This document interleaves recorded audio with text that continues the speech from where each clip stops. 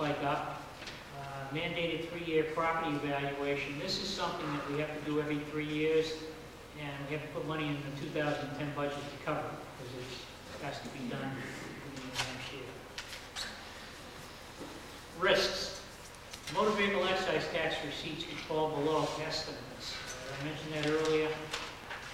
We're hoping that we've adjusted it down by the way. We're hoping that we've adjusted it down far enough.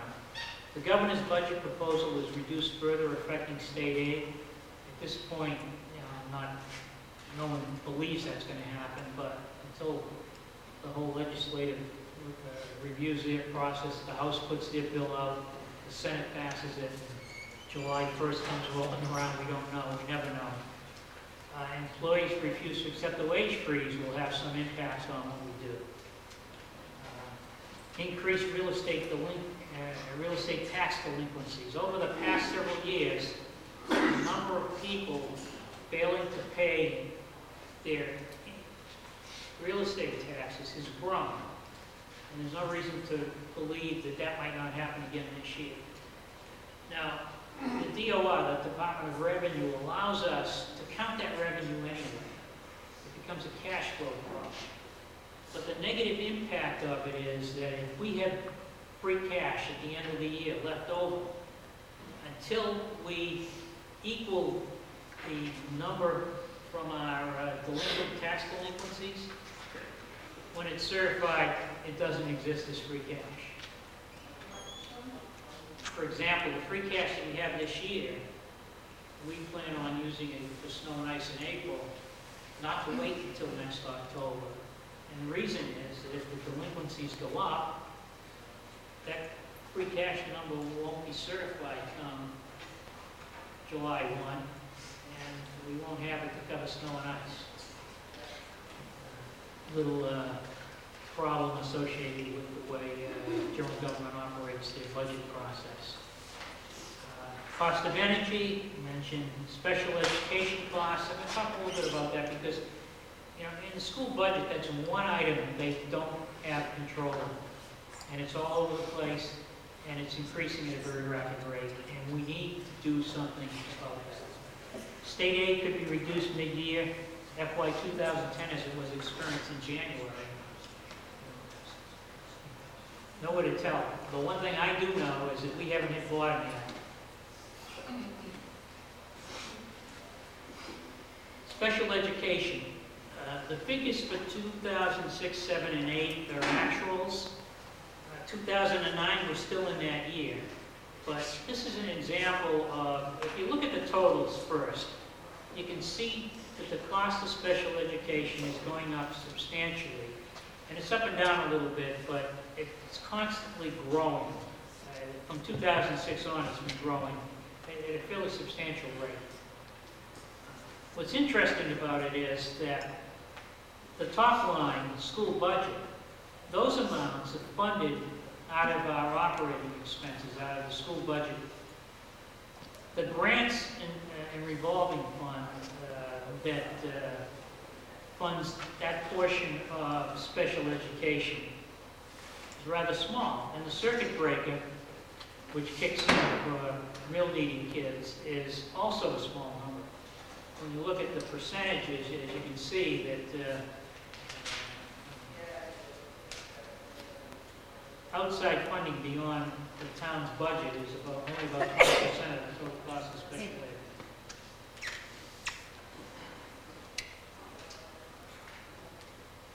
Potential additional revenue that could be applied to schools and general government. The meals tax increase. The governor has said that if that gets passed, that's $210,295 that comes into the town. Why we know that number is that they've estimated the number from the meals tax receipt, and it's being allocated to the communities on the basis of the lottery distribution. Room tax is 1%, and that's another $40,000. Energy Reserve Fund, we put $150,000, I think it was in October, into an Energy Reserve Fund again to deal with rising cost of energy. As you recall, it was going for the roof. Since it's settled down, we probably don't need all of that money. So that we're anticipating at the special town meeting in April that we'll have $70,000 that we'll be able to transfer, and it can probably help reduce the school department budget, specifically in the special education area. Cell tower revenue,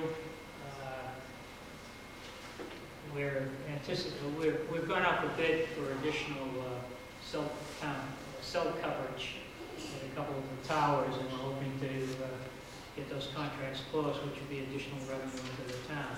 So that's about $361,000. These are not absolute numbers. They could go up, they could go down a little bit, but that's potential sitting there. It can be used if we have not allocated yet in our revenue stream for the 2010 budget. Representative Jones was planning on being at tonight's meeting. He's ill. He called me to tell me that there's federal monies coming to span, and this is good news. Can't tell you what the numbers are, but it is good news. Federal monies are designed to cover budgets for FY 2009, 10, and 11. How it's going to be allocated is unknown at this point. But if I heard him right, special education, the state is getting $410 million statewide to be distributed. And this would be over 3 years. Education assistance, $817 million. My fear is this will fall into the area of new programs versus supplementing existing programs, but it's money. Brad said that we would probably know what those numbers are within the next 2 weeks. And then he talked about a fiscal stabilization fund of $1 billion, and I'm not sure I heard him right, so I can't comment beyond it, but it appears that federal money is flowing into the state, and it is aimed at helping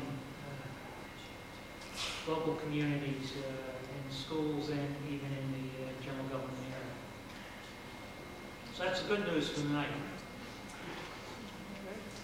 At this point, I'll open up the public hearing for questions regarding the operating budget. I should say this, the operating budget is a work in progress. As you're well aware, we've announced that although October town meeting and the April town meeting will start on the first Monday of April, I think it's the 2nd. I did that right? 6th. We will not be covering the omnibus article, the operating budget, until the 27th. And the reason for that is to allow more time for these kinds of things to become reality and make those appropriate budget adjustments. So this presentation tonight is more of a status report than an actual budget. I mean, if we were to freeze things today, this would be the budget. But we're optimistic that there'll be some changes, and as we still work hard to find ways of dealing with some of the issues, and we have our contract negotiations that we need to try to close on to help out, and if we can pull all of this together, we will get through this. And although, there's a lot of doom and gloom associated with discussion of a budget like this, North Reading is in better financial shape than a lot of our surrounding communities. We should keep that in mind. With that, any questions? Gentlemen, okay. Kevin Callaghan, Park Street.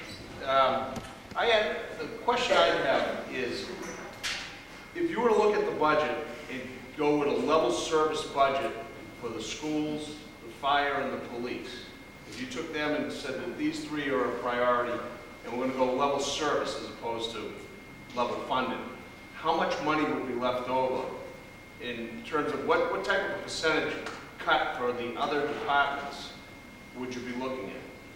Well, I think that I can give you some ideas. For example, the entire library budget. Let's say we decided to close the library. I'm not proposing it, but $400,000 is spent on the library. Council on Aging, $125,000. Recreation, meaning take the balance of the recreation budget and move it fund, you know, which means fees and everything would have to be increased, is about $100,000, a little over $100,000. So you can see that, you know, if you listen to the school committee talk about their needs, and even with adjustments, having $1 million shortage, that isn't enough even to cut that. The other budgets are relatively small. DPW is probably the next biggest budget, you know, and it expands a whole bunch of things. Part of it is funded through enterprise, the water department, which, you know, is not an issue here in the budget at all.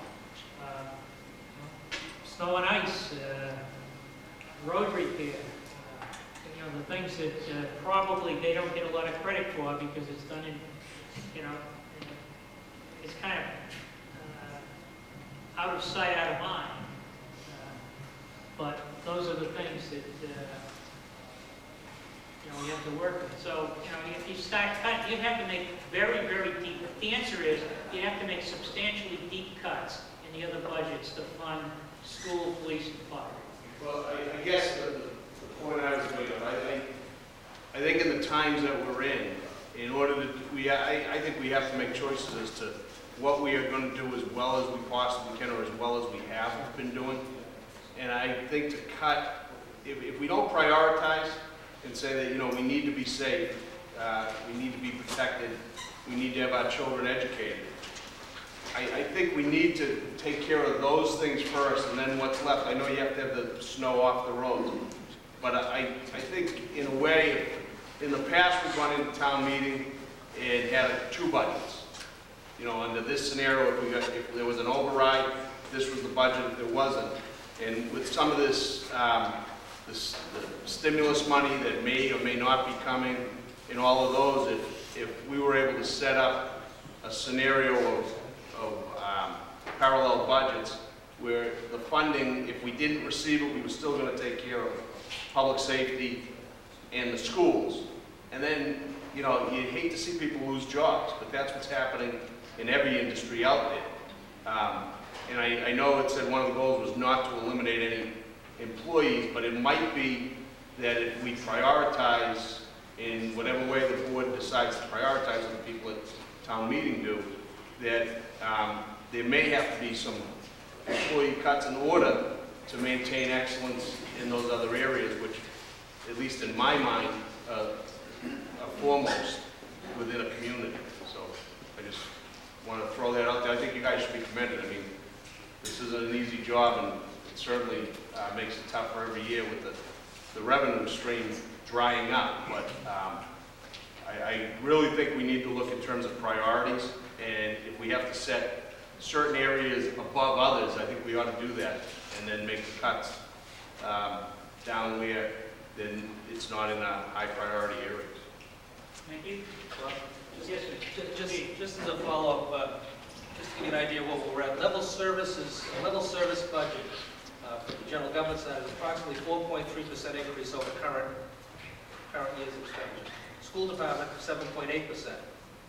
You know, so as Bob pointed out, in order to get to, we can prioritize all we want, really, but what it's going to take is a change in operations and a change in delivery of services, wholesale in some departments, which, quite honestly, I don't know that we're prepared to do today.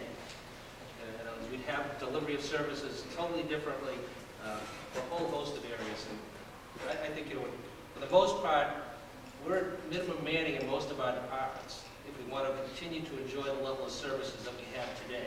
So when you talk about prioritization, it's prioritization in relation to current services, and can we afford to have those services continue? And absent what we're doing here, the answer is no. Without some wholesale changes in how we operate.